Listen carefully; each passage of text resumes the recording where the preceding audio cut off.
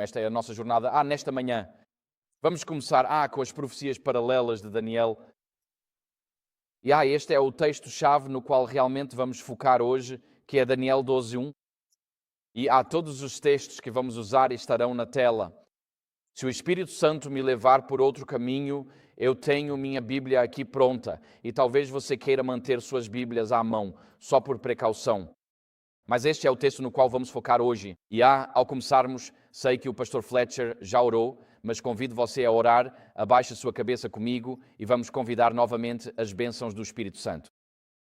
Querido Pai Celestial, agradecemos-te pela luz da profecia que nos deste para nos guiar em tempos de trevas. Senhor, vivemos em um mundo de escuridão e de maldade. Vivemos em um mundo que diz não querer que este homem reine sobre nós. Mas, Pai, nós te agradecemos, como diz o apóstolo Pedro, pois esta profecia é uma luz na escuridão para não tropeçarmos nem cairmos, compreendendo o que virá sobre o mundo, para que nós possamos caminhar com confiança e convidar outros a andar na luz também. Senhor, ao estudarmos estes assuntos hoje, que o Espírito que inspirou Daniel nos guie. Pedimos a presença do Teu Espírito Santo novamente para moldar nosso pensamento, suavizar nossos corações e direcionar o caminho que nossos pés trilharão. Obrigado, Pai, por ouvir esta oração. Em nome de Jesus nós pedimos amém.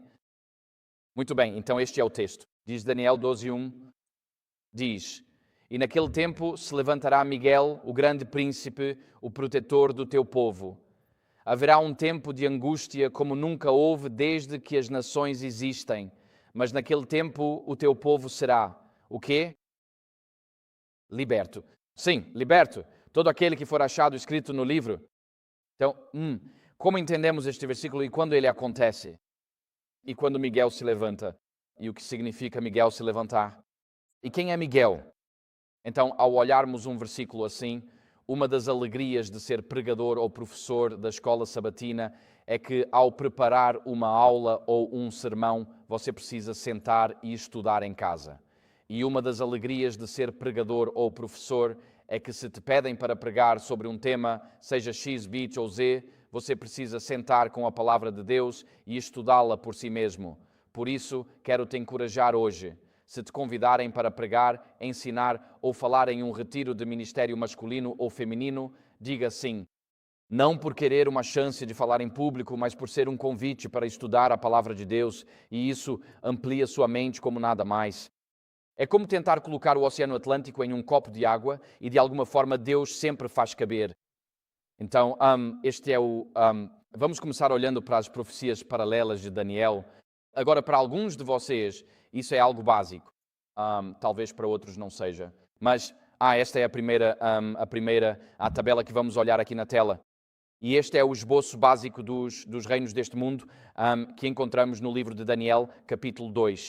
Isso é meio que tirado da estátua do sonho de Nabucodonosor, onde a cabeça de ouro representa a Babilônia, os braços e o peito de prata representam a Medo-Pérsia. E você tem ali em cima as datas finais de quando esses impérios terminaram. Depois você tem as coxas de bronze, que representam a Grécia. E por sinal, eu só convido você a observar, quase toda a representação adventista da Grécia está errada porque as coxas descem até os joelhos. Eles sempre colocam, quando diz as pernas de ferro, eles colocam as coxas e as panturrilhas de ferro. Mas quase toda a arte adventista de Daniel 2 está incorreta, pois as coxas descem aos joelhos, não param na cintura. Então dê uma olhada na próxima imagem de Daniel, veja o 2 que você vê em algum lugar. Depois você tem as pernas de ferro. Isso vai dos joelhos até os tornozelos. Isso representa Roma em sua fase pagã e sua fase imperial. Depois você tem as nações divididas da Europa. E nós vemos isso hoje com a União Europeia, que na verdade é uma desunião europeia. E então você tem a pedra que atinge a estátua e enche a terra, representando a segunda vinda de Jesus. E isso é meio que uma visão geral básica de Daniel, capítulo 2. A próxima profecia, em forma de esboço que encontramos, tem 4 criaturas. A primeira delas é o leão alado, em Daniel, capítulo 7, saindo das águas. E se você for a Berlim hoje e for ao Museu de Berlim, eu recomendo que você vá ao Museu de Berlim. Algum maravilhoso arqueólogo alemão desenterrou o portão de estar inteiro, o principal portão cerimonial da antiga Babilônia, e ele o transportou tijolo por tijolo de volta para Berlim, e eles o reconstruíram e você pode vê-lo até hoje.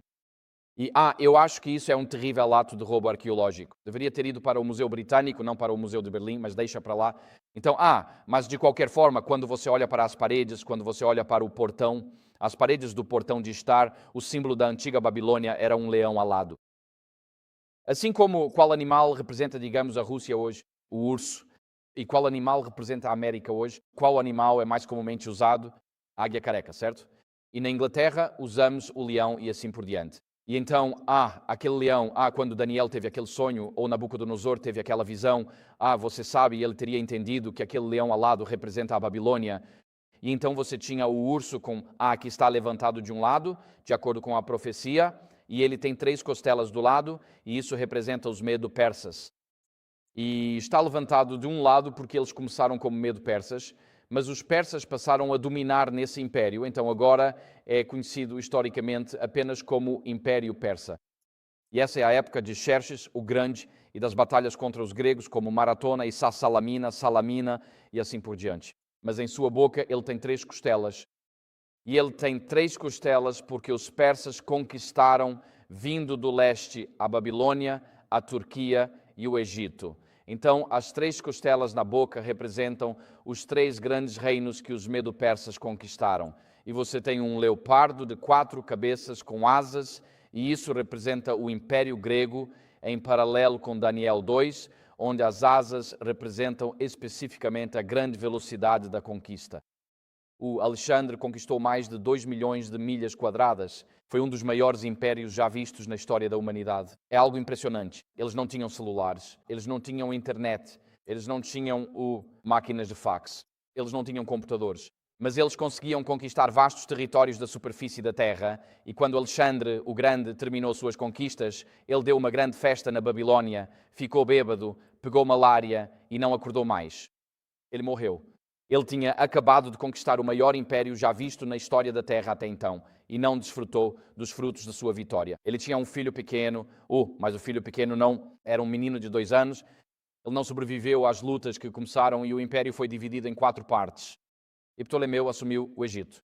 Cleópatra foi a última dos Ptolomeus na época de Júlio César. E Seleuco ficou com o que hoje é Síria, Irã e Iraque. E eles se tornaram os Seleucidas. E então você tem Lisímaco, que ficou com o que hoje é a Turquia, e Cassandro, que ficou com o que hoje é a Macedônia e a Grécia. Depois você tem essa 4ª besta que sai do mar, e minha esposa disse para eu não mencionar nada sobre sogras, então não vou mencionar nada sobre sogras. Mas esta é uma besta indescritível que tem 10 chifres na cabeça e tem um chifre pequeno que surge e desloca 3 desses outros chifres. E isso representa o Roma pagã, e então o chifre pequeno que surge representa a Roma papal pagã. E então em Daniel capítulo 7, você tem os vários animais surgindo ali. Mas então em Daniel capítulo 7 você realmente tem o julgamento celestial entre Roma e a segunda vinda de Cristo. Daniel 2 não tem essa parte aqui porque é a profecia de contorno mais ampla, mas Daniel 7 realmente apresenta o julgamento pré-advento ali. Esses são os versículos. E este é o julgamento pré-advento aqui, a interpretação. E então você conclui, assim como em Daniel 2, com a segunda vinda de Jesus Cristo. Então, esse é meio que o esboço de Daniel 7. Depois você chega a Daniel 8, e Daniel 8 realmente foca no tempo ou na duração quando começa esse julgamento pré-advento ou o julgamento investigativo. Então, algumas pessoas preferem chamar de julgamento investigativo. Outras pessoas preferem chamar de julgamento pré-advento. Eu prefiro chamar de pré-advento porque isso o situa na minha mente dentro do fluxo da história da salvação. Que isso deve acontecer antes do fechamento da porta da graça e antes da vinda de Jesus. Então, hoje vou chamá-lo de julgamento pré-advento. E nesta visão aqui, Babilônia não é mostrada nesta visão porque ela foi dada em 548 a.C., 9 anos antes da queda da Babilônia, e Babilônia já era um império enfraquecido. Mas você tem um bode e você tem um carneiro. E o carneiro tem 2 chifres, um deles surge primeiro, um maior do que o outro, e a profecia na verdade se refere a isso como sendo a Medo-Pérsia. E assim como o urso estava levantado de um lado, era mais alto do que o outro, o carneiro também tem um chifre maior do que o outro, representando a dominância dos persas no Império Medo-Persa. E então você tem o bode representando a Grécia, e a Grécia tem um grande chifre. E há nesta visão aqui, o chifre, ele se quebra em 4 chifres menores, o que representa as 4 divisões do Império Grego. Mas então a passagem continua, depois que você passa pelo o carneiro e o bode, você então tem Roma em 2 fases. No versículo 9, você tem essa expansão horizontal, geográfica, representando Roma em sua fase pagã. E então, dos versículos 10 ao 12 e do 20 ao 25, agora você tem esse pequeno chifre que não está mais conquistando horizontalmente. Ele faz conquistas verticais. Estamos atacando coisas em uma dimensão vertical, e isso representa a Roma papal e a tentativa de substituir o ministério sacerdotal celestial de Jesus Cristo por um sacerdócio terreno aqui embaixo. E então conclui com o juízo celestial, nos versículos 13 e 14, até 2.300 tardes e manhãs, então o santuário será purificado. Então, se você fosse resumir essas 3 profecias em esboço, Daniel 2, 7 e 8 até agora, lado a lado, é isso que você vai obter. E todas seguem o mesmo padrão. Elas têm um padrão idêntico. Daniel está cheio de padrões, e então cada uma delas começa com visões de animais representando poderes terrenos. Você tem a estátua de Daniel 2. Você tem as 4 feras de Daniel 7. Você tem o bode e o carneiro de Daniel 8, e o chifre pequeno ali. Mas todas começam falando sobre poderes terrenos, e então todas passam para a intervenção sobrenatural de Deus. E isso é uma ótima notícia, porque mostra que Deus tem a palavra final. Amém. E quando Daniel descreveu a estátua para Nabucodonosor, logo na primeira parte da interpretação, Daniel diz: você viu isso, a estátua, Nabucodonosor? E ele diz: e a aparência dela era aterrorizante. E antes de ele começar a descrever todas as partes dela, era aterrorizante. E o que Daniel está dizendo é que o curso da história humana, que gira em torno do fluxo, do vai e vem dos impérios e poderes deste mundo, é aterrorizante, porque toda vez que um novo império surge, há derramamento de sangue, há escravidão, há exploração, há opressão, há invasão, há deslocamento, há dor que acontece. E assim, Daniel resume o curso da história humana em Daniel 2. Ele diz que a aparência dela era aterrorizante, e se você estivesse do lado que recebia as legiões romanas, realmente seria uma experiência aterrorizante. Ou se você estivesse do lado que recebia os Medo-Persas ou qualquer um dos impérios da história da Terra. Mas a boa notícia desses 3 capítulos é que, apesar do que os poderes terrenos fazem na Terra, Deus sempre intervém. Amém? E Deus sempre intervém. Ele intervém no céu acima com um juízo pré-advento e intervém aqui na terra quando Jesus vier novamente. E assim, cada uma dessas passagens conclui com uma mensagem de esperança de que, apesar do que esses poderes terrenos fazem conosco desde o tempo de Daniel até 2026, até a vinda de Jesus, sempre há esperança para aqueles que confiam em Deus, de que Deus vai corrigir as coisas, de que Jesus vai intervir e fazer tudo novo novamente. E quando Jesus vier e aquela pedra atingir a estátua, não restará nenhum vestígio daquela estátua. Isso é a dor, a escravidão, a opressão, a crueldade, a extorsão, as deportações, os genocídios. Não haverá nenhum vestígio disso no novo reino de Deus que Ele vai estabelecer. E eu digo, louvado seja Deus por isso. Amém. Louvado seja Deus. Isso meio que resume. Isso é como se estivéssemos voando a 10.000 metros de altitude aqui, aqueles gráficos de resumo ali. Mas agora vamos nos aproximar um pouco mais de Daniel 12, quando Miguel se levanta. E os capítulos 10, 11 e 12 de Daniel estão muito interligados. Eles formam uma unidade. Então Daniel 2 é uma profecia, Daniel 7 é uma profecia, Daniel 8 é uma profecia. Daniel 9 é uma profecia que explica o elemento temporal de Daniel 8.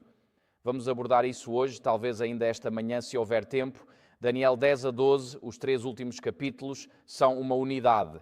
Tendemos a focar em Daniel 11, mas Daniel 10, 11 e 12 andam juntos. E Daniel 11, é exatamente aqui que essa profecia começa. É exatamente isso que o texto nos diz. Diz, agora, é Gabriel falando com Daniel. Ele diz, agora vou anunciar a verdade a você. 3 reis ainda se levantarão na Pérsia. O quarto será muito mais rico do que todos eles, e quando se tornar forte por causa de suas riquezas, ele incitará todos contra o reino da Grécia. Então surgirá um rei guerreiro que governará com grande domínio, e e fará o que quiser. E enquanto ainda estiver ascendendo ao poder, seu reino será quebrado para os 4 ventos do céu, mas não para seus descendentes, nem segundo o domínio com que governou, pois seu reino será arrancado e dado a outros além destes. Então podemos nos perguntar, quem exatamente são esses reis? E sabe, nós tivemos 4 conferências sobre Daniel 11, entre 2017 e 2020 lá na Village Church, e fizemos grandes avanços. Começamos com cerca de 5 interpretações diferentes de Daniel 11 e reduzimos para apenas 2,5, o que, entre os teólogos, é na verdade como se estivéssemos avançando na velocidade da luz. Os teólogos acabaram se tornando amigos nesse processo. Lutero dizia que o céu nos livre da ira dos teólogos, mas nós viramos amigos e faremos o mesmo com Apocalipse 17 em maio, lá no prédio da AMI, em Berrien Springs. Então marque isso na sua agenda. Mas esta passagem aqui, de todos os estudiosos adventistas que se reuniram de todo o mundo, houve praticamente um entendimento unânime sobre como devemos compreendê-la. Então, se você for analisar essa passagem, verá que é possível identificar os reis da Pérsia e depois o rei, e então o rei Alexandre o Grande e a divisão do Império Grego. Portanto, a profecia foi dada na época de Dário, o Medo. Ele era um governante na Babilônia, como um governante local sob o domínio de Ciro, o Grande. Então foi nessa época que Daniel 10 a 12 foi escrito. Então a profecia diz, tem 3 outros reis se levantarão na Pérsia. Esse seria Cambises II, que conhecemos pela história. Ismerdis, às vezes chamado de falso Ismerdis, porque era visto como um impostor, ele usurpou o trono e depois foi deposto. Depois, Dário I, Estaspes, que governou de 521 a 485. Depois diz, o quarto será o mais rico de todos. Esse seria Xerxes, o Grande, famoso por invadir a Grécia. Na Bíblia, ele é Assuero, o esposo da rainha Ester. E então você tem, um rei guerreiro se levantará.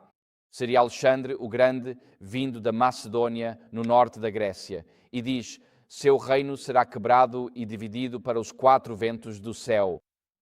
E aí na tela você vê que o Império Grego foi dividido em 4 partes e esses foram Ptolomeu, Seleuco, Cassandro e Lisímaco.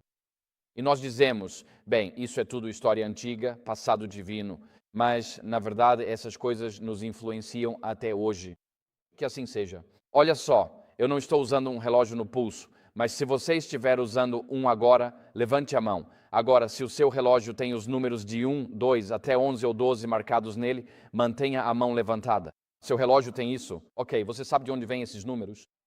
É da Babilônia. A matemática deles era baseada no número 6. Eles não tinham o conceito de 0. Então, no seu relógio de pulso, a matemática do tempo é baseada na matemática babilônica. Há 60 segundos em 1 minuto. Há 60 minutos em 1 hora. Há 360 graus em um círculo. A estátua de Daniel 3, que Nabucodonosor construiu, tinha 60 côvados de altura e 6 côvados de largura. Então, eles trabalhavam com números baseados no 6. Aí você diz, bem, a antiga Babilônia não tem impacto sobre mim hoje, mas na nossa adoração em família, estávamos lendo um devocional, o livro de Daniel, e líamos ontem, ou 2 dias atrás, sobre como a esposa do presidente Ronald Reagan, Nancy, consultava horóscopos para decidir quando atacar a Líbia e tomar certas decisões políticas. E saiba que os horóscopos também vêm da antiga Babilônia. Pensar que a astronomia e a astrologia vêm da Babilônia afeta a política externa americana até hoje, ou como afetou no governo Reagan. E sobre o seu... Se você tem um relógio de pulso e se você mede o tempo em 12 horas ou 24 horas por dia, então você está carregando matemática babilônica no seu pulso, certo? Então que ninguém pense aqui hoje que essas coisas não nos afetam. E digamos que os gregos, todos nós, quando alguém diz algo que parece um absurdo para você, você diz, isso não me parece lógico. E toda a nossa forma de pensar, como se o hardware do nosso cérebro fosse programado de acordo com a filosofia e a lógica gregas. Então dizemos que todo A é A. Você vai seguir essa lógica. Isso é lógica grega. Todo A é A, todo não A é B. Portanto, C é igual a B, certo? Vocês estão me acompanhando nisso?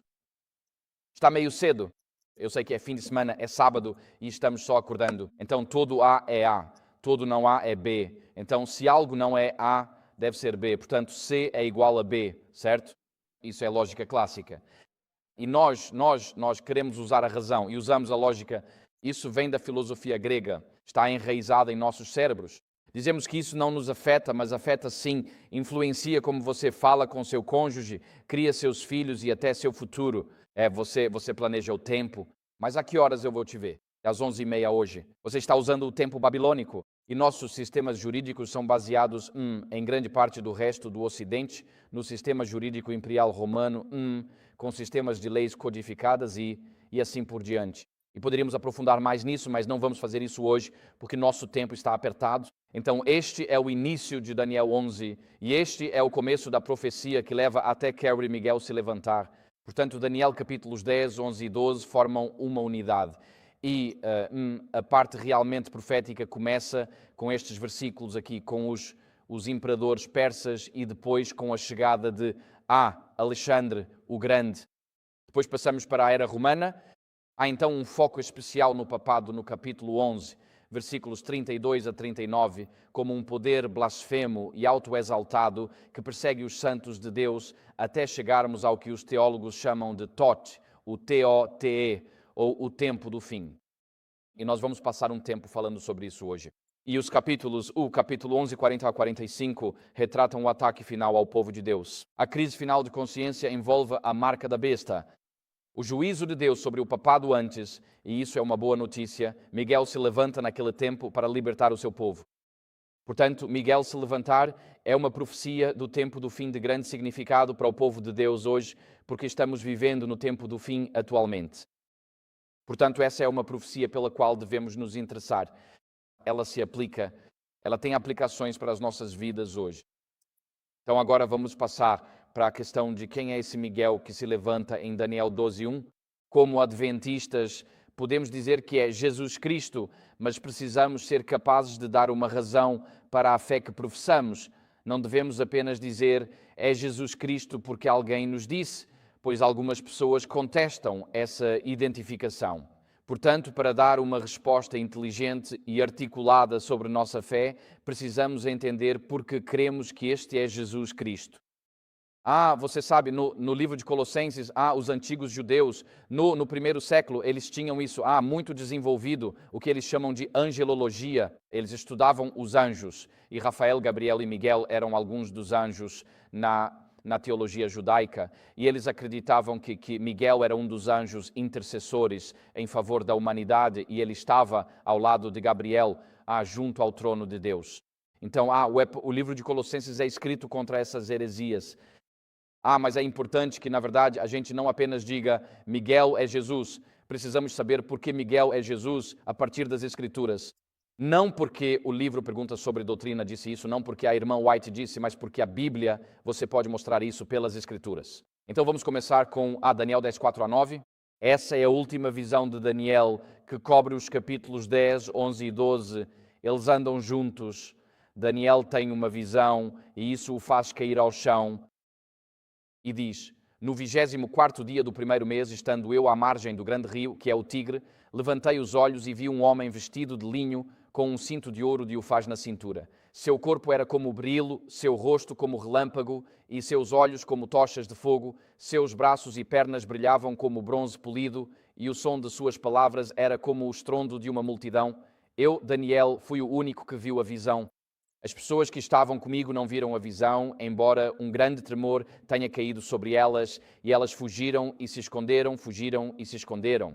Assim fiquei sozinho para ver essa grande visão. Minhas forças me abandonaram, meu rosto ficou mortalmente pálido e não me restou força alguma. Então ouvi o som das suas palavras, e quando ouvi o som das suas palavras, caí em transe com o rosto no chão. Então, o que Daniel vê aqui? Então ele vê isso, esse ser incrível parado na sua frente. E a reação de Daniel ao ver esse ser diante dele é que suas forças o abandonaram, seu rosto ficou mortalmente pálido, ele não reteve nenhuma força em seu corpo, entrou em transe e caiu no chão. Então há 5 respostas fisiológicas. Quando Daniel vê esse ser incrível parado diante dele, ele não tenta argumentar com esse ser. Ele não diz educadamente, como vai você? Teve um bom dia hoje? Há essa resposta fisiológica. Suas forças o abandonam, a cor some de seu rosto e ele cai no chão, de rosto para o chão e entra em transe. E essa reação de Daniel é muito semelhante a alguns outros casos na Bíblia que nós chamamos de teofania. Ou seja, quando o próprio Deus aparece pessoalmente para alguém. E o exemplo mais claro disso está registrado em Ezequiel, no capítulo 1. Agora, no judaísmo do segundo templo, que era o judaísmo na época de Cristo, os meninos judeus não podiam discutir esse capítulo até que pudessem explicar o restante do Antigo Testamento, porque este capítulo aqui, Ezequiel 1, era visto como quase a descrição a mais detalhada de Deus e do seu trono. Você não encontra isso, que você encontra em todo o Antigo Testamento. Claro, Moisés viu a sarça ardente, por exemplo, mas essa passagem aqui, Ezequiel 1, era meio que proibida para meninos judeus na época de Cristo, porque era considerada a mais sagrada. Esta é a imagem mais pessoal, mais íntima de Deus que temos no Antigo Testamento. E então é isso que Ezequiel diz. Agora, vou retomar o capítulo no versículo 26. E antes disso, você tem o trono, você tem os seres viventes, você tem as rodas indo em várias direções, você tem os olhos dentro das rodas e assim por diante. Nós não vamos passar por isso agora, mas é isso que, quando Ezequiel levanta seus olhos acima das rodas, dentro das rodas, e olha para o trono, é isso que ele vê no trono. E o que você vê, coloquei as palavras em vermelho ali em cima. Ezequiel dá detalhes suficientes para você saber do que ele está falando, mas tudo é a semelhança de algo. Ele fala em aproximações, porque ver Deus pessoalmente é avassalador para ele. Então ele diz que tudo era a semelhança de algo. É isso que ele diz. Ele diz, e acima do domo sobre as suas cabeças, ou seja, as criaturas viventes, havia algo como um trono com aparência de safira, e sentado acima da semelhança de um trono, havia algo que parecia uma forma humana.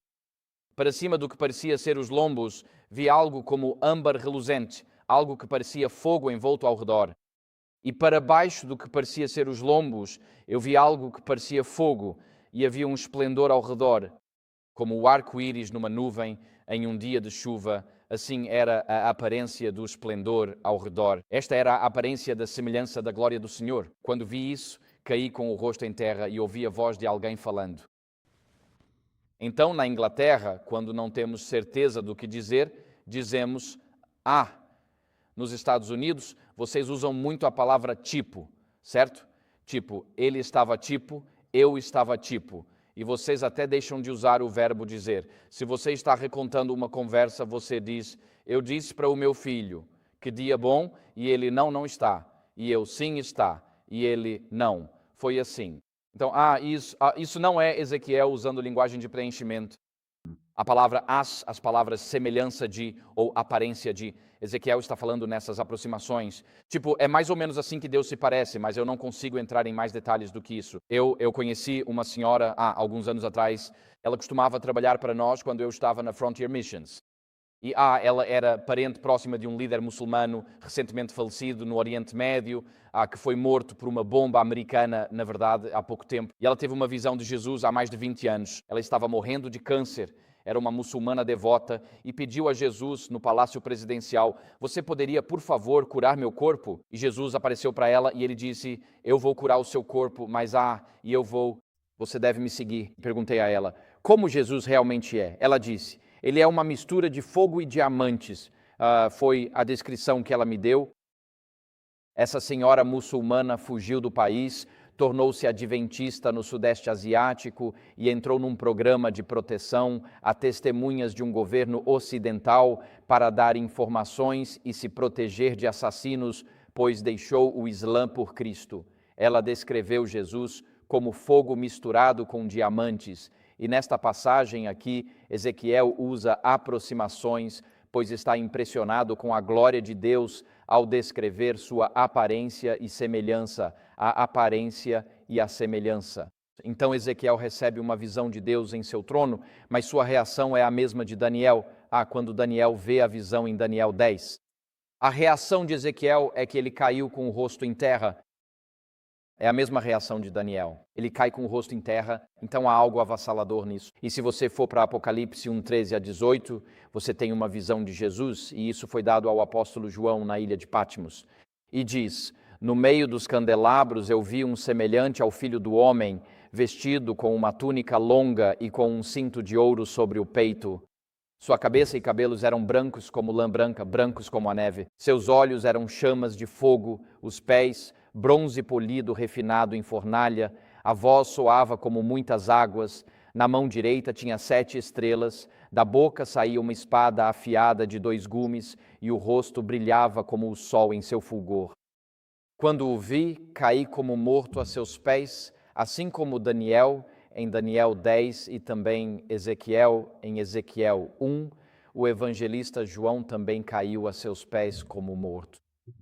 Mas ele colocou sua mão direita sobre mim, dizendo: Não temas, pois eu sou o primeiro e o último e o vivente. Estive morto, mas eis que estou vivo para todo o sempre. Amém. E tenho as chaves do inferno e da morte. Então Daniel cai ao chão meio que, como se estivesse em adoração diante desse ser. Ezequiel cai ao chão em adoração diante da visão da sala do trono de Deus. Quando Jesus aparece a João, o evangelista, na ilha de Pátimos, João, o evangelista, cai aos pés de Jesus como se estivesse morto. E no caso tanto de Daniel, em Daniel 10, antes disso, da visão que ele tem, quanto em Apocalipse 1, imediatamente após eles caírem ao chão, alguém fala com eles e então coloca a mão direita sobre o ombro deles. Então vemos que há esses temas comuns aparecendo ao longo das Escrituras. Então dizemos, essa passagem aqui é de Cristo, o Senhor ressuscitado. E se você for para Apocalipse 12, Miguel é mencionado apenas algumas vezes em outros lugares da Bíblia pelo nome. Apocalipse 12, 7 diz: E houve guerra no céu. Miguel e seus anjos lutaram contra o dragão, e o dragão lutou contra seus anjos e não prevaleceu, nem mais se achou lugar para eles no céu. E essa palavra para guerra é polemos. É daí que vem a palavra polêmica. Se algo é polêmico, significa que isso é propaganda. Então, quando você tem uma polêmica, isso é uma batalha de ideias. Polêmica é quando há uma disputa sobre o que é verdade. Quando houve guerra no céu, foi uma luta entre o verdadeiro e o falso. E veremos depois que, na verdade, é uma luta sobre o caráter de Deus. Veremos isso mais tarde neste estudo. Mas nesta passagem aqui percebemos que Miguel é o comandante dos exércitos do céu. E em Josué 5, 13 e 15, eu não tenho essa passagem na tela para vocês. Josué se curva e adora o comandante dos exércitos do Senhor. E ele é instruído por esse comandante que lhe aparece a tirar as sandálias porque o chão era santo. Esse é o mesmo comando dado a Moisés na sarça ardente em Êxodo 3. Então, esse comandante dos exércitos de Deus é o próprio Cristo. E quando ele vier novamente, virá com os exércitos do céu. Apocalipse 19, 2, Tessalonicenses 1. Então, qual é a conclusão sobre Miguel? A conclusão é esta. Com base em Ezequiel, Daniel vê uma visão de Deus. Com base em Apocalipse, Daniel vê Jesus Cristo em toda a sua glória impressionante. E quando ele descobre que este é Miguel, ele vê Jesus em seu papel como comandante dos exércitos do céu, que luta pelos filhos de Deus. Amém. E em que outro lugar poderíamos encontrar? Encontramos além de Daniel 10 aqui, onde se afirma que este é Gabriel conversando diretamente com Daniel. Diz, revelarei o que está nas Escrituras da verdade. Ninguém me ajuda nestas coisas, exceto Miguel, o teu príncipe. Ele está falando sobre as batalhas nos bastidores contra as forças demoníacas que controlam a Grécia e a Pérsia e que, na verdade, oprimem o povo de Deus. Daniel 10 mostra que Miguel, ou Jesus Cristo, como comandante dos exércitos celestiais, luta contra Satanás e suas forças invisíveis ao nosso redor. 2 semanas atrás, realizei uma série evangelística na capital da Eslovênia. E quando tudo terminou, fui convidado para um restaurante muito bom, por uma figura muito importante na Autoridade Nacional de Turismo. E era um restaurante lindo, em um pequeno lago nas montanhas. E ele trouxe o novo chefe dele, que foi quem me explicou a refeição. Quando explicam o prato, você sabe que é sofisticado. Se é algo estranho, mas bonito e precisam detalhar cada item, você fica com medo de perguntar o que você disse. Enfim, a refeição estava maravilhosa. E então envolvia, uma das coisas era trufas. Nunca comi trufas antes, eram trufas de verão fatiadas fininhas e basicamente têm gosto de terra. É um cogumelo subterrâneo, Mas, enquanto estávamos conversando, o dono do restaurante disse, Conrad, ele disse, nós compramos este terreno porque consultamos os xamãs locais. E isso é esta é uma figura em nível nacional para uma administração de turismo no país. Ele explicou, consultamos xamãs e compramos este terreno porque disseram haver linhas de energia onde a Terra e o universo se encontram neste lago. Para praticantes de Reiki, este seria o lugar ideal, ele acrescentou. Os xamãs dizem que este prédio está cercado por seres invisíveis. Ele diz, não se preocupe, são aliados. Pensei comigo, não, estamos cercados por demônios. Este lugar é dedicado ao ocultismo. É aqui que estou comendo agora. Nessas passagens de Daniel 10, lemos que Miguel luta essas batalhas invisíveis contra forças invisíveis do mal para defender o povo de Deus, e eu digo amém a isso. E então, no livro de Judas, versículo 9, quando Moisés morreu, Miguel disputou com Satanás pelo corpo de Moisés, e ele ressuscitou Moisés e o levou de volta ao céu. Então Miguel não apenas comanda os exércitos do céu e luta contra as forças de Satanás, mas também é digno de adoração, tem a autoridade para ressuscitar os santos e é o próprio Jesus Cristo. Amém. Quando vemos esse Miguel se levantando em Daniel 12, versículo 1, devemos saber exatamente de quem estamos falando. E o que Miguel nos revela sobre Jesus são todas essas coisas incríveis e belas. Comanda os exércitos celestiais, enfrenta as forças invisíveis de Satanás. Ele é vitorioso sobre Satanás, ele tem a autoridade de ressuscitar os mortos, levando-os ao céu, e é digno de adoração como o Deus Jeová. Agora passamos para a terceira pergunta, que é a seguinte: a que horas o Miguel se levanta? Eu gostaria de saber a resposta. Quando Miguel realmente se levanta nessa profecia, podemos identificar na história quando isso ocorre? Há um momento específico ou uma sequência de eventos necessária? Temos atitudes diferentes sobre o tempo. Crescendo na Inglaterra, fui criado em uma mistura de igrejas jamaicanas e britânicas. E é assim que o tempo funciona nessas duas igrejas. Numa igreja inglesa branca, o culto começa exatamente às 11 horas, independentemente de quem está lá ou não, e termina ao meio-dia.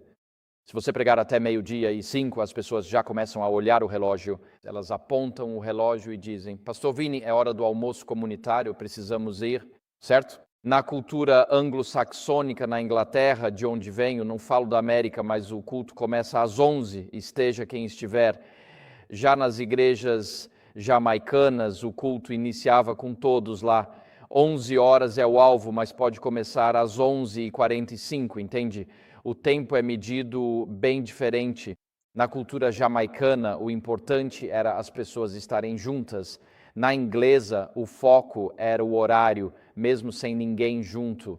Aprendi que se você faz um funeral aqui, ele é sempre pontual, porque os mortos não conhecem o tempo. Eles estão sempre no horário, mas casamentos eram sempre atrasados. E quanto mais atrasada a noiva, mais importante era o casamento. Você estocava comida antes dos casamentos, pois não sabia quanto esperaria. A questão é, quando Michael deve levantar?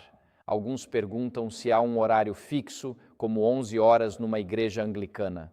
Outros, com visão mais jamaicana, dizem que eventos devem ocorrer antes de ele se levantar. Abordamos essas questões sob diferentes perspectivas, mas vejamos o que a Bíblia realmente diz. Daniel 11:40 diz, no tempo do fim, o rei do sul o atacará e o rei do norte virá contra ele como um redemoinho com carros, cavaleiros e muitos navios. Entrará nos países, transbordará e passará. Então, aqui você pode ver que a expressão específica no início deste versículo é no tempo do fim, o tempo do fim, o tempo do fim. Essa é uma expressão muito famosa. Ela só aparece no livro de Daniel. Ela não aparece em Apocalipse. Ela não aparece em nenhum outro lugar do Antigo Testamento. Em nenhum outro lugar. Ela nem sequer aparece no Novo Testamento. Essa expressão só aparece no livro de Daniel. Essa palavra at é a preposição hebraica be, como bet. Aleph, bet, gimel, isso é o be, que pode significar tanto em quanto no ou na. E isso faz uma grande diferença em como você traduz isso. Porque se disser no tempo do fim, significa que precisamente às 11 horas este serviço vai começar. Mas se disser durante o tempo do fim, é como se fosse algum tempo depois das 11 horas que o serviço vai começar, certo? Então, como você traduz essa preposição B como em ou no na, tem uma grande influência no restante deste capítulo. E claro, Miguel se levanta no ou durante o tempo do fim. Portanto, essa preposição em ou no na é uma preposição muito importante. E assim o termo tempo do fim aparece nesses casos 1, 2, 3, 4, 6 vezes no livro de Daniel. Não aparece em nenhum outro lugar da Bíblia. Então, é obviamente um grande tema no livro de Daniel. E eu coloquei os versículos à esquerda e os textos à direita para vocês. E o primeiro está em Daniel 8,17. Entenda, ó filho do homem, pois no tempo do fim será a visão. Esse é Gabriel falando com Daniel. E então, em 8:19, Gabriel novamente diz a Daniel, ele disse, escute, e o texto diz, pois eu lhe direi o que acontecerá naquele período de ira, pois aparece, refere-se citando, no tempo determinado do fim será, e algumas versões dizem, no tempo do fim será. Depois você tem 11:35, e isso é a perseguição dos santos na idade das trevas pelo papado. Diz, alguns sábios cairão para serem provados, purificados e embranquecidos até o fim. Isso refere-se à perseguição nos 1260 anos de supremacia papal na Europa. Está no coração de Daniel 11. E então em Daniel 11:40 diz, e no tempo do fim o rei do sul lutará contra ele. E esse é o versículo-chave para interpretar Daniel 11. Porque se você disser que isso é um momento no tempo, isso é diferente de dizer que é um período de tempo, e isso depende se a preposição aqui é em ou no. E então você tem 12:4, diz, mas tu, ó Daniel, encerra estas palavras e sela o livro até o tempo do fim. Então o livro de Daniel vai ser, selado, vai ser um livro fechado. As pessoas não vão entendê-lo até que esse tempo do fim comece. E esse é Gabriel falando com Daniel. E então a referência final ao tempo do fim no livro de Daniel está em 12:9. E é Gabriel falando com Daniel, dizendo, ele disse, vai Daniel, porque estas palavras estão fechadas e seladas até o tempo do fim. Então, essas são as únicas ocorrências da expressão o tempo do fim na Bíblia. Então, se Miguel se levantar, em Daniel 12:1, seja no ou durante o tempo do fim, precisamos procurar no livro de Daniel como interpretar a expressão tempo do fim.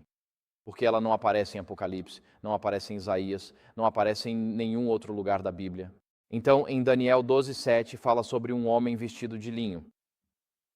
E pode acreditar em mim, este é Cristo. Você pode conferir isso em Daniel 10:5. Diz assim, o homem vestido de linho, que estava sobre as águas do rio, levantou a mão direita e a mão esquerda ao céu e jurou por aquele que vive para sempre, que seria por um tempo, tempos e metade de um tempo. E quando ele tiver acabado de dispersar o poder do povo santo, todas essas coisas se cumprirão. Portanto, isso faz referência à perseguição e à dispersão do poder dos santos de Deus durante a supremacia papal na Europa. Agora, essas coisas vão se cumprir no tempo do fim, que começa após o tempo, tempos e metade de um tempo. Então você chega a Daniel 7:25, que fala sobre o poder do pequeno chifre. Diz, proferirá palavras contra o Altíssimo e destruirá os santos do Altíssimo e cuidará em mudar os tempos e a lei, e eles serão entregues nas suas mãos por um tempo, tempos e metade de um tempo. Então vamos nos perguntar, como o livro de Daniel usa a palavra tempo? Bem, o livro do tempo, além dessas expressões, tempo, tempos e metade de um tempo, só aparece no livro de Daniel no capítulo 4, onde em Daniel 4:16, 23 e 25, refere-se a um ano. Portanto, se você vai interpretar a Escritura com a própria Escritura, a palavra tempo no livro de Daniel refere-se a um ano. Vemos isso na loucura de Nabucodonosor. Portanto, um tempo, tempos e metade de um tempo, são 3 tempos e meio ou 3 anos e meio. E um ano judaico, um ano lunar, tem 360 dias. Então isso resulta em 1260 dias, em princípio. E como este é um tempo profético e não literal, um dia profético equivale a um ano profético. Isso nos leva aos 1260 anos de supremacia papal, que começaram em 538 e terminaram em 1798 depois de Cristo, quando os exércitos franceses de Napoleão Bonaparte, sob o comando do general Berthier, prenderam o Papa Pio. Então, o que acontece pouco antes de Miguel se levantar? 3 coisas. Primeiro, Miguel se levanta após o fim da supremacia papal na Europa. Isso é, nós não estamos sendo tão precisos ainda, mas essas são coisas que acontecem. Isso acontece depois do tempos e metade de um tempo, que são os 1260 anos de supremacia papal. Então Miguel, que é Jesus Cristo, se levanta após o fim da supremacia papal na Europa, que ocorreu em 1798. Isso também acontece depois do juízo pré-advento, que dá o juízo contra o papado, o poder do pequeno chifre, e acontece quando Jesus se levanta após Deus julgar e destruir o papado, que é o inimigo de Deus no tempo do fim. Então você pode deduzir isso até agora pelo texto. Vocês estão acompanhando isso, pessoal? Espero eu? Sim. Então Miguel se levanta depois que 3 coisas acontecem. O fim da supremacia papal na Europa, isso é 1798. O fim do juízo celestial pré-advento. Nós vamos ver isso em breve em Daniel 7. E depois que Deus trouxe juízo sobre o papado, porque isso acontece no final de Daniel 11, e ele chegará ao seu fim e não haverá quem o ajude, diz o texto. Então, o levantar-se de Miguel, acontece depois que o papado passou pelo juízo de Deus. Esta é uma sessão bem curta aqui que fala sobre a certeza do juízo. Sabe, se você não acredita que existe um juízo celestial, se você não acredita que Deus vai nos responsabilizar por nossas palavras e ações, você não tem nenhum incentivo para tratar as outras pessoas com respeito e bondade hoje. Se você acredita que pode fazer o que quiser e que não há responsabilidade, então pode se comportar como um animal com as outras pessoas. E assim a certeza do juízo atua como um freio moral sobre a humanidade perversa de hoje.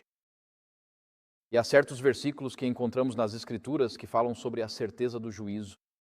Então, que garantia temos de que haverá um juízo final? E o apóstolo Paulo, em Atos capítulo 17, em um de seus sermões, diz: porque ele, isto é, Deus, determinou um dia em que há de julgar o mundo com justiça, por meio daquele homem que ele designou, que é Cristo, dando certeza disso a todos, ressuscitando-o dentre os mortos. E este versículo aqui nos diz que Deus determinou um dia no qual haverá um julgamento e Cristo estará envolvido nesse julgamento, e a garantia disso é que Jesus foi ressuscitado dentre os mortos. E se você está com sua Bíblia, abra em Romanos 1.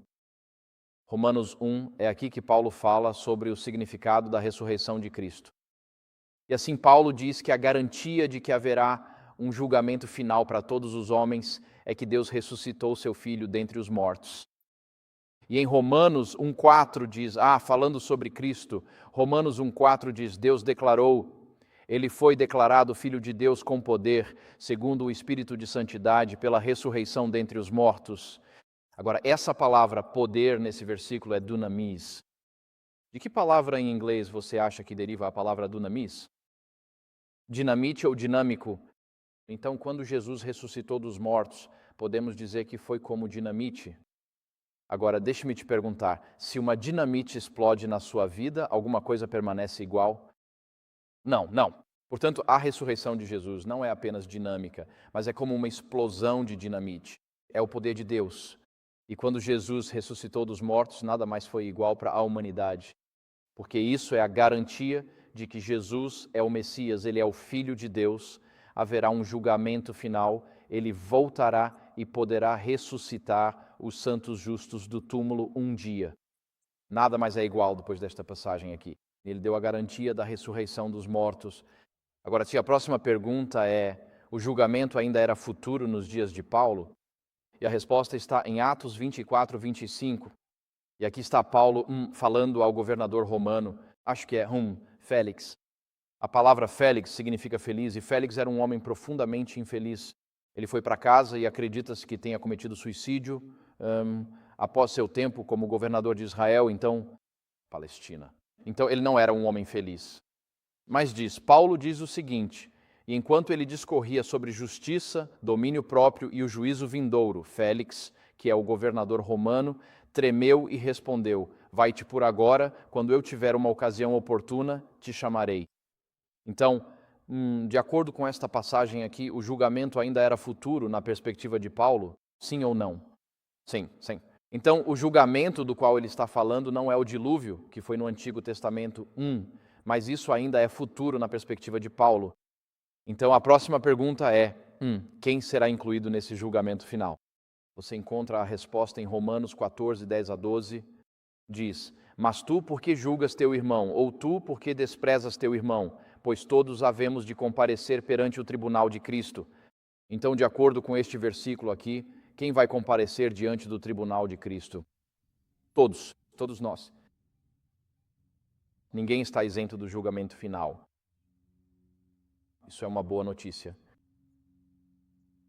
Também é uma notícia assustadora, porque, de modo geral, queremos o julgamento de Deus para aqueles que nos machucaram, mas queremos a misericórdia de Deus para nós quando machucamos os outros. Amém. Então tenha cuidado com o que deseja. Mas queira você isso ou não, temos a garantia, a certeza de que todos comparecerão diante do tribunal de Deus. Portanto, cada um de nós é responsável diante de Deus por como tratamos o nosso próximo. Esse é um pensamento sério, não é? Eu costumava brigar feito cão e gato com meu irmão gêmeo. A gente brigava o tempo todo. E às vezes éramos realmente travessos. Minha mãe não ia perder tempo tentando descobrir quem era o culpado, porque provavelmente nós dois éramos culpados. Então ela dizia: esperem até o seu pai chegar em casa. Era como dizer: ambos os meninos gêmeos comparecerão diante do tribunal. A gente sabia o que estava por vir. Meu pai nos levava escada acima até o quarto, nos fazia nos curvar sobre as camas e tirava o cinto. E a gente levava 6 das melhores no traseiro. Hoje em dia isso parece terrível, mas na época nos fez muito bem. Seja lá o que fosse que tínhamos feito, nunca mais fizemos aquilo, nunca mais. Amém. E então, quando minha mãe dizia, espere até seu pai chegar em casa, sabíamos que havia a certeza do julgamento.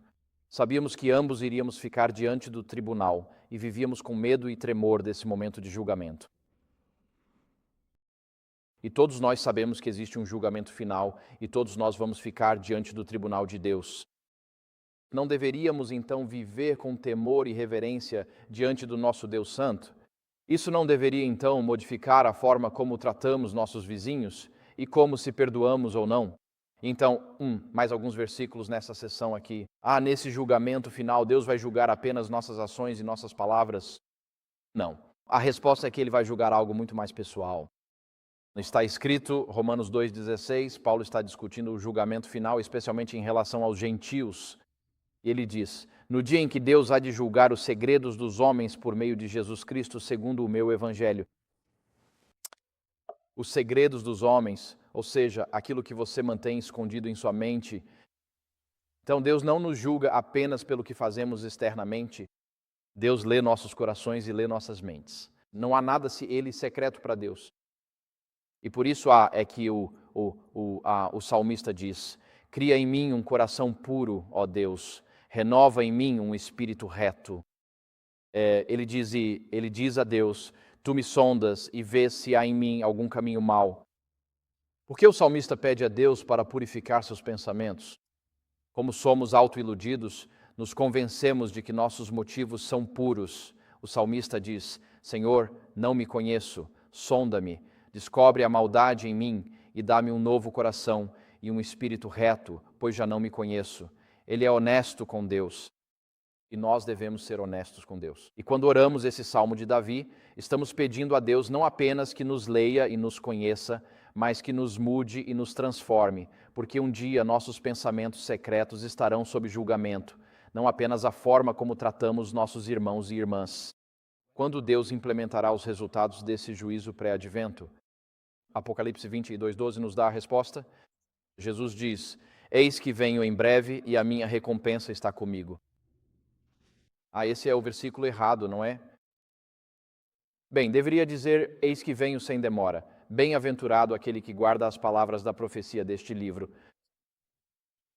Jesus, esse juízo final, o resultado é implementado quando Jesus voltar. Mas os resultados já são conhecidos no fechamento da porta da graça. Assim devemos focar mais no fechamento da porta da graça que na segunda vinda de Cristo. E nós não vemos os resultados da porta da graça.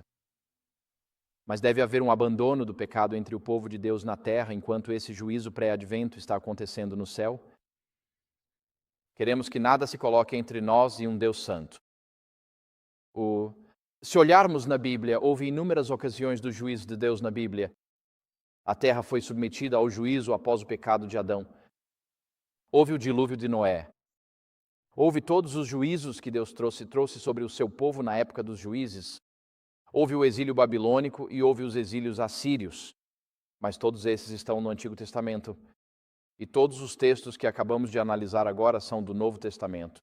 Eles foram escritos décadas depois que Jesus ascendeu ao céu, em Atos, capítulo 1, e todos falam sobre um juízo futuro, um juízo que envolve o próprio povo de Deus antes do retorno de Jesus. E é isso que chamamos de juízo pré-advento ou juízo investigativo. E, na verdade, é uma boa notícia para aqueles que estão escondidos em Jesus Cristo. É uma boa notícia, e porque é uma boa notícia, nós veremos em breve. Então, eu estou ciente de que precisamos respeitar nosso tempo aqui. Vamos terminar essa parte de Marcos Miguel 12 aqui? Por enquanto. E nós vamos continuar. O próximo que vamos analisar depois do intervalo, depois do almoço, é a localização do juízo, depois o momento do juízo e quem está envolvido no juízo. Então, é assim que nossa jornada vai ser nesta tarde, enquanto vamos afunilando para o significado desse juízo pré-advento para nós hoje. Mas o ponto principal é este: não há condenação para aqueles que estão em Cristo Jesus. Amém. A palavra crise é uma palavra grega, ela significa juízo. A condenação em grego é crima, daí vem a palavra criminoso. E em Romanos capítulo 18, versículo 1 diz: não há crima, não há condenação para aqueles que estão em Cristo Jesus. Então todos nós passamos pelo juízo, mas se estamos em Cristo Jesus, nós sabemos que não enfrentaremos condenação nesse juízo. Isso é uma boa notícia. Não devemos temer o juízo. É uma oportunidade em que os santos de Deus são vindicados diante do universo observador, mostrando que eles estão em Jesus Cristo. Vamos falar mais sobre isso nesta tarde. Então, vamos encerrar agora a nossa sessão da Escola Sabatina.